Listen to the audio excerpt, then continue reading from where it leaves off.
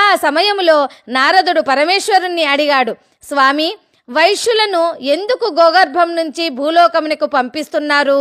కుబేరుని యొక్క పుష్పక విమానములో వైశ్యులని సంతోషంగా ఆనందంగా భూలోకానికి పంపించవచ్చును కదా, లేదా తల్లి గర్భంలో జన్మింపజేసి వైశ్యులను భూలోకంలో జన్మించేట్లుగా చేయవచ్చును కదా, ఎందుకని ఈ గోమాత నుంచి భూలోకానికి వైశ్యులను పంపిస్తున్నారు అని అడిగాడు. అప్పుడు పరమేశ్వరుడు, ఓ నారదా, ఈ వైశ్యులంతా తల్లి గర్భంలో అవతరించి జన్మించి వాళ్ళు జన్మించిన కొన్ని సంవత్సరముల తర్వాతనో జ్ఞానాన్ని బోధిస్తాం, యజ్ఞయాగాది క్రతువులు భూలోకంలో చేస్తాం అంటే చాలా ఆలస్యమైపోతుంది.